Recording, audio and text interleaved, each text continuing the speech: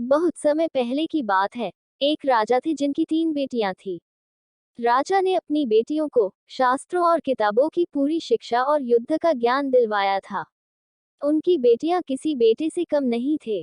समय बीतता रहा, तीनों बेटियां बड़ी हो गई। अब राजा उनके लिए काबिल वर ढूंढने लगे। राजा जानते थे कि उनकी बेटियां सुंदर के साथ साथ ज्ञानी और साहसी भी है। उनके लिए वर ढूंढना इतना आसान न होगा।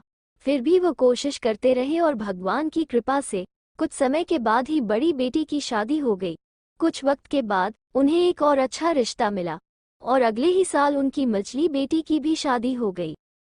अब बारी थी छोटी बेटी की, जो सबसे ज्यादा सुंदर और तेजस्वी थी। नाम था गायत्री। गायत्री बचपन से ही पिता की तरह कृष्ण भक्त थी। न वो किसी से डरती थी और न ही कोई गलत काम सहती थी। राजा भी अभिमान करते थे अपनी इस बेटी पे। सबसे छोटी होने के कारण राजा कुछ ज्यादा ध्यान भी देते थे। लेकिन इसके पीछे एक और कारण भी था। गायत्री का जब जन्म हुआ था तो गायत्री को जन्म देते हुए रानी उमावती चल बसी। इसीलिए राजा गायत्री का एक पिता के साथ साथ माँ की तरह भी हमेशा से ध्यान रखा। गायत्री का साहस और तेज बुद्धि के कारण बहुत कम उम्र से ही वो पिता के साथ राज्य संभालने के काम में हाथ बटाने लगी। राज्य में कई समस्या ऐसी भी आती थी जिसको वो अपनी बुद्धि से बड़ी आसानी से सुलझा देती थी। सिर्फ राजा ही नहीं, प्रजा भी उससे बहुत प्रभावित थे।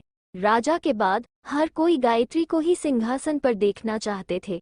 लेकिन आश्चर्य की बात ये थी कि राजा के मन में ऐसी कोई सोच ही न थी। वह तो बस अपनी बेटियों के बड़े होने पर धूमधाम से शादी के सपने देखते थे। पर गायत्री तो अपने आप को हमेशा हर काम में अव्वल रखना चाहती थी।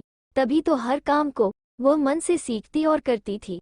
सुबह सुबह उठकर कृष्णा की पूजा करके युद्ध का अभ्यास शुरू कर देती थी।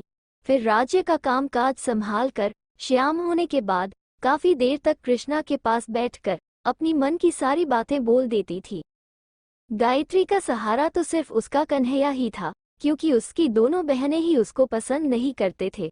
न तो वो उसके साथ खेलते थे और न ही बात करते थे।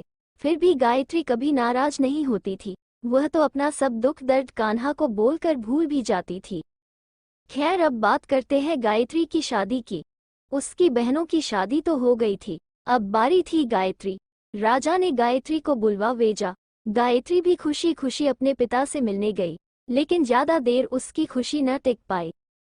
शादी की बात सुनकर वो बहुत दुखी तो हुई, लेकिन कुछ भी न बोलकर वो वहां से चली गई।